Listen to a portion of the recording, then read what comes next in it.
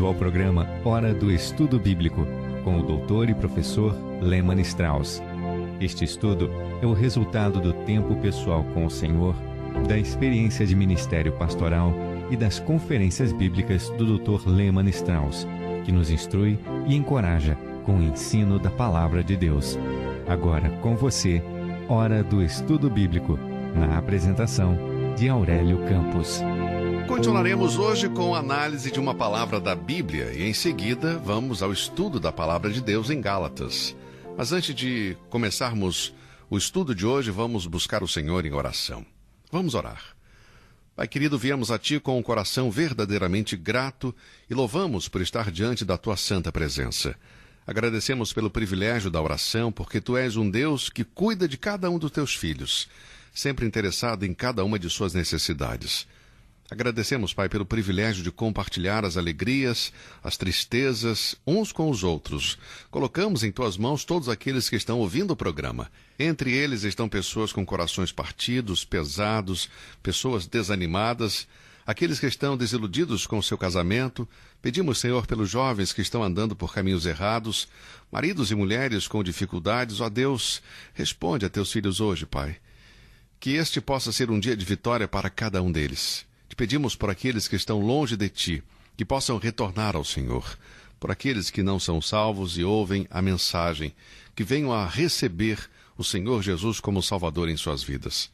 Por aqueles que Te amam e Te servem, fortaleça o Senhor no ministério neste momento. Pai, cuida dos Teus filhos e faça que esta seja uma mensagem especial para aqueles que ainda não Te conhecem. Nós oramos em nome do Senhor Jesus. Amém. Bom, a palavra hoje que vamos estudar é Armagedon. Esta palavra aparece apenas uma vez na Bíblia, Apocalipse, capítulo 16, versículo 16, onde lemos: "E os consagraram no lugar que, em Hebreus, se chama Armagedon." Esta palavra vem do hebraico Ar-Magido. Ar significa montanha, Magido significa matança. Então podemos traduzir esta palavra como a montanha da matança. Este é um lugar famoso, onde grandes batalhas aconteceram. Foi aqui que Josias, rei de Judá, foi mortalmente ferido. Isto está registrado em 2 Crônicas, capítulo 35, versículos 22 a 24. Foi aqui que Baraque derrotou os cananeus. Lemos isso no livro de Juízes, capítulo 4, versículo 15. Foi em Armagedon que Gideão obteve uma grande vitória sobre os midianitas, como diz em Juízes, capítulo 7. E é nesse lugar que o Senhor Jesus, um dia, manifestará seu poder contra os inimigos do seu povo, Israel. Esse será o último grande conflito nos tempos dos gentios e desta presente era. Há muito tempo atrás escrevi um pequeno livro chamado O Fim deste Mundo Atual.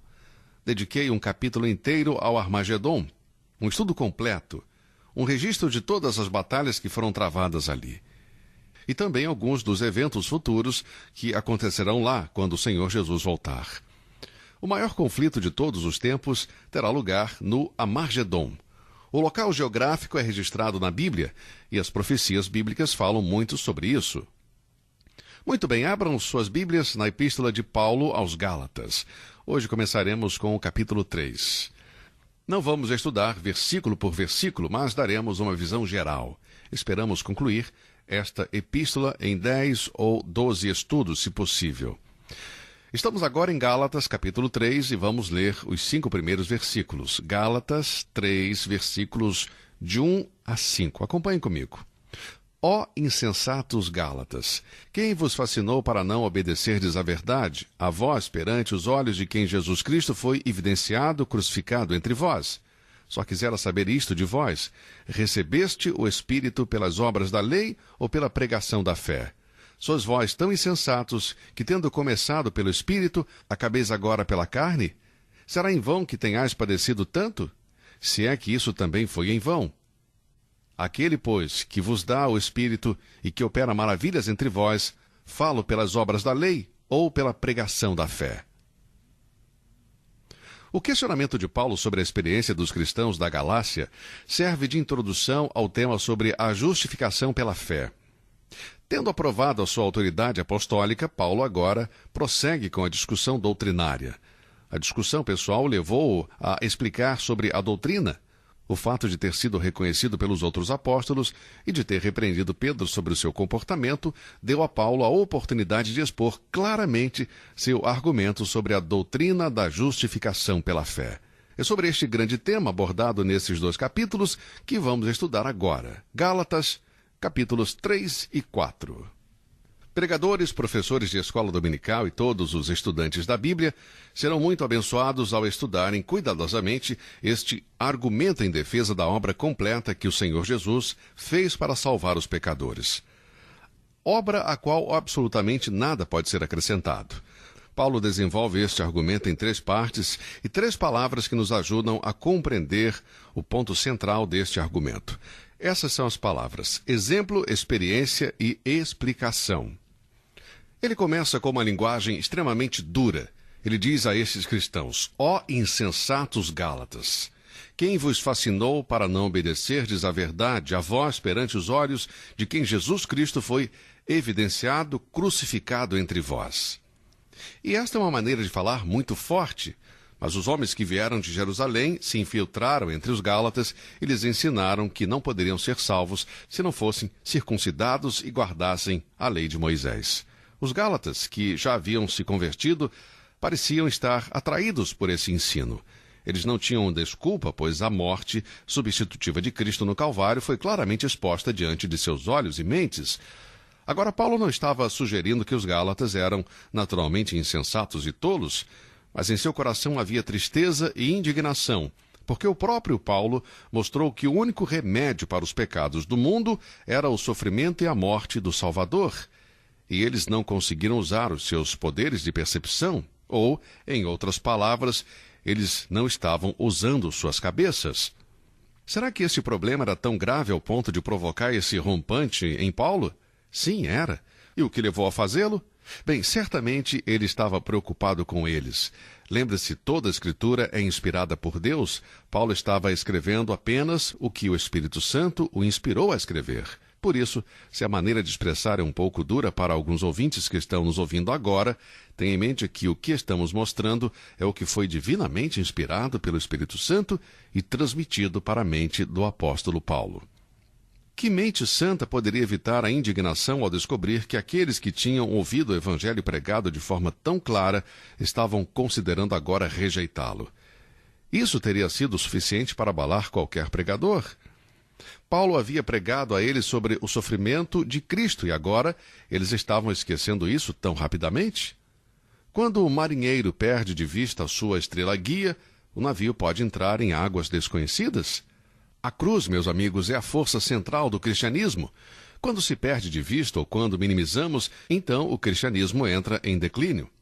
Agimos com insensatez quando tiramos nossos olhos do Senhor Jesus, que nos comprou com seu precioso sangue. Apelando para a experiência dos Gálatas, Paulo prossegue perguntando. Sua segunda pergunta está no versículo 2. Só quisera saber isto de vós: recebestes o Espírito pelas obras da lei ou pela pregação da fé? Quando ouviram e creram no Evangelho da graça de Deus, eles receberam o Espírito Santo. Agora Paulo quer que eles testemunhem se receberam o Espírito Santo, mantendo a lei de Moisés ou crendo em Jesus Cristo. E há apenas uma resposta. O dom do Espírito Santo era dado por Deus àqueles que recebiam Cristo pela fé. Eles sabiam que o Espírito Santo não lhes foi outorgado através da realização de um certo número de obras. A lei exige obras, e era evidente que todas as obras exigidas pela lei deixavam os Gálatas totalmente impotentes e perdidos em seus pecados. Mas as obras da lei são obras mortas. Lemos isto em Hebreus capítulo 6, versículo 1 e capítulo 9, versículo 14. E as obras estão debaixo da maldição. Gálatas capítulo 3, versículo 10 diz: todos aqueles, pois, que são das obras da lei, estão debaixo da maldição, porque está escrito: maldito todo aquele que não permanecer em todas as coisas que estão escritas no livro da lei para fazê-las. Sublinhe aí as palavras todas as coisas. Romanos 3,20 diz: por isso nenhuma carne será justificada diante dele pelas obras da lei, porque pela lei vem o conhecimento do pecado. Enquanto a lei exige obras, a graça exige fé. Se a graça exigisse obras, deixaria de ser graça. Quando o cristão olha para a sua própria experiência cristã, deve admitir que quando creu no Senhor Jesus, recebeu o Espírito Santo. E isto não foi com base no mérito pessoal. Pedro e Paulo foram testemunhas da obra do Espírito Santo na vida dos gentios circuncidados que creram. E agora Paulo defende a justificação pela fé com base nesta experiência na vida dos cristãos de Gálatas. Agora há uma terceira pergunta, e está no versículo 3. Sois vós tão insensatos que, tendo começado pelo Espírito, acabeis agora pela carne? O questionamento de Paulo era razoável, pois havia uma inconsistência entre o início de sua vida cristã e sua continuidade.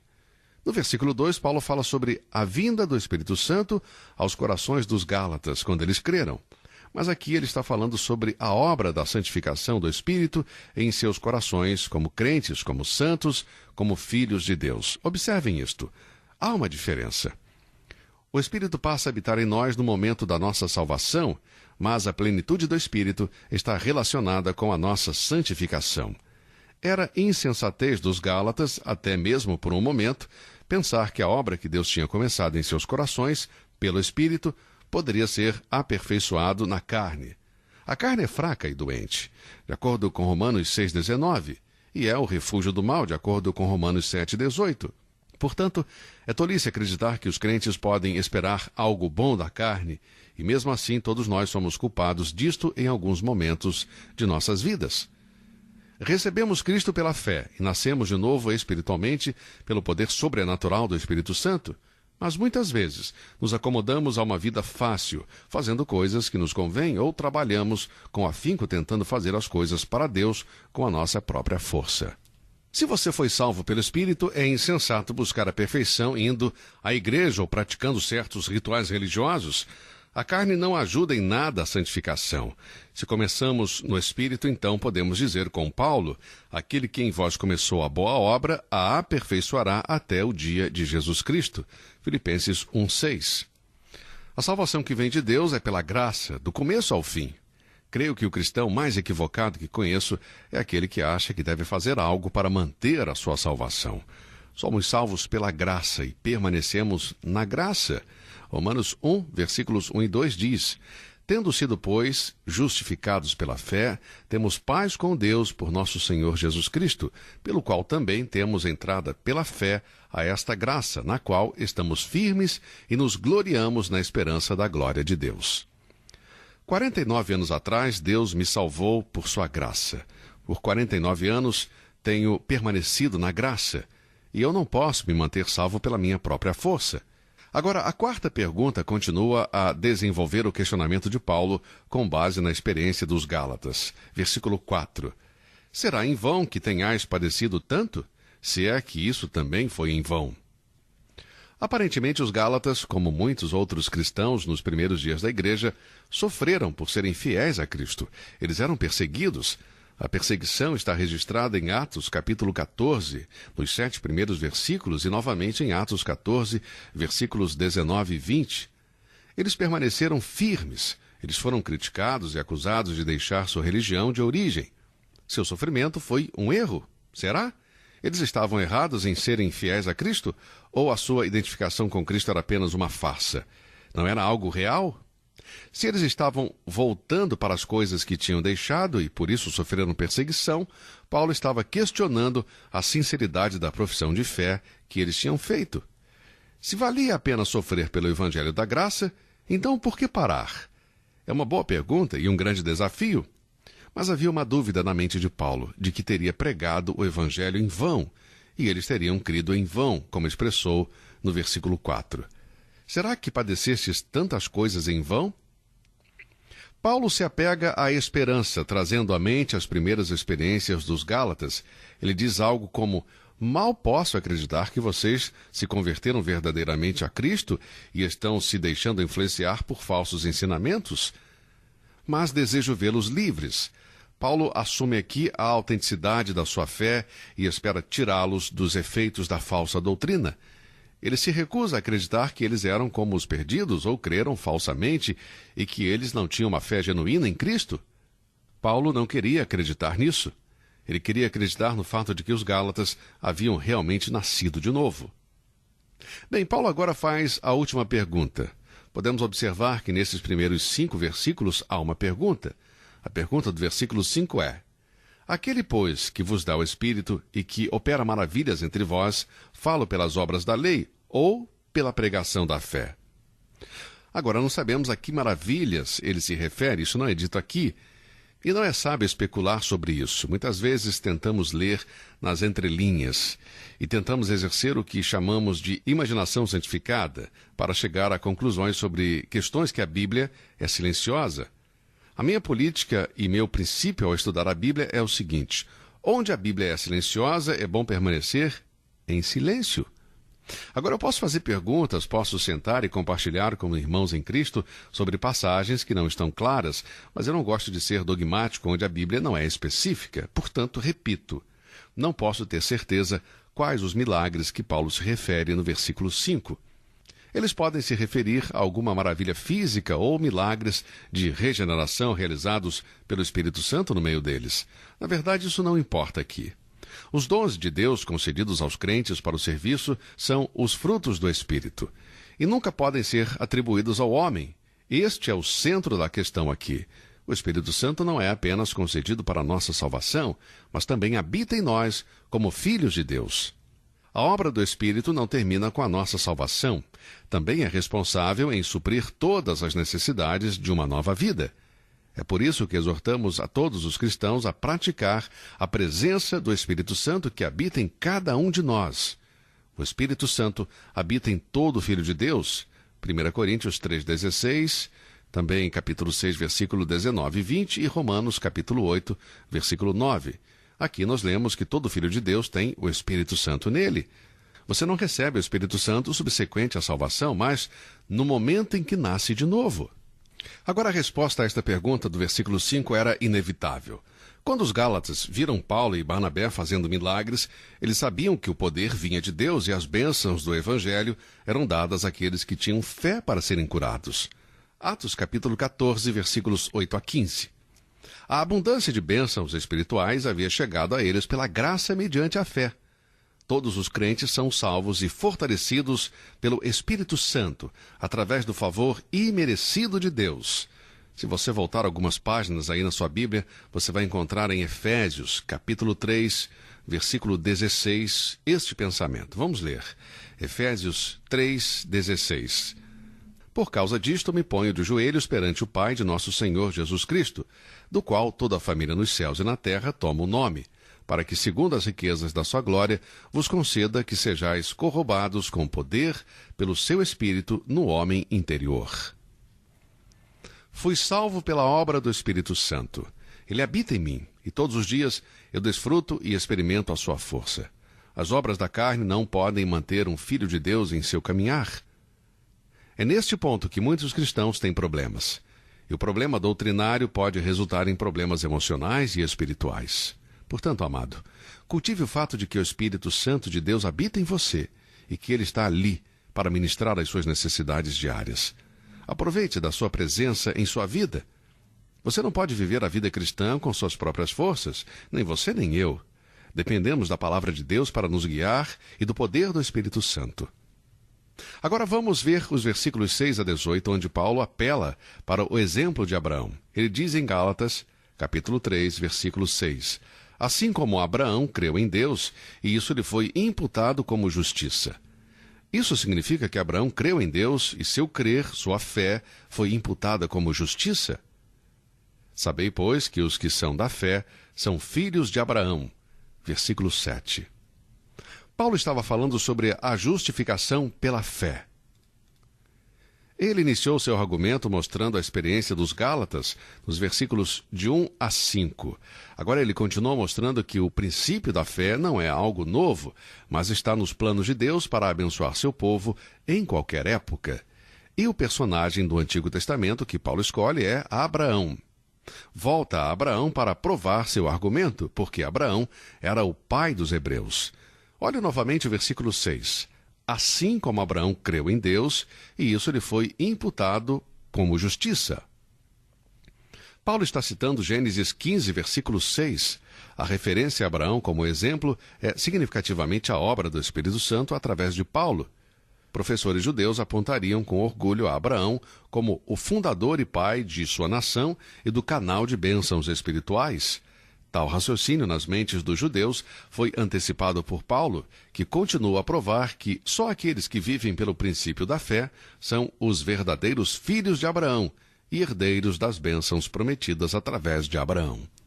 Abraão era um gentio a quem Deus deu a promessa, que foi cumprida 430 anos antes de Deus dar a lei a Moisés. Então Abraão foi declarado justo pela fé, não por obras da lei. Nenhum homem é declarado justo por suas obras. A justiça vem somente pela graça, mediante a fé. Pela fé Abraão começou, pela fé ele prosseguiu e pela fé buscou uma cidade cujo construtor e arquiteto era Deus. Pela fé, ele sacrificou Isaque, não duvidou da promessa de Deus, mas se fortaleceu em fé, dando glória a Deus, plenamente convencido de que ele também era poderoso para fazer tudo o que prometeu. Como lemos em Romanos 4, versículos 20 e 21.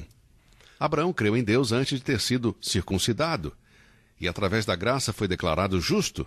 Foi somente a palavra de Deus que fez Abraão continuar crendo em Deus, e em relação a nós, é a nossa aceitação da palavra de Deus, com respeito do plano da salvação, através da fé no Senhor Jesus, que nos declarou justos.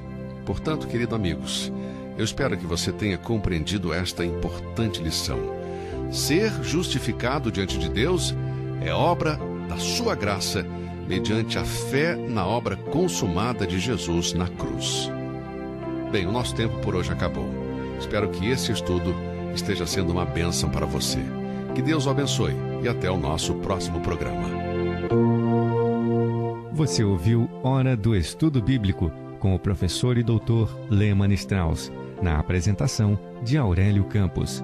Se você deseja ouvir novamente esta mensagem, visite a nossa página na internet www.bbnradio.org. Fica o convite para você nos acompanhar amanhã, neste mesmo horário, aqui na BBN. Hora do Estudo Bíblico é uma produção da BBN.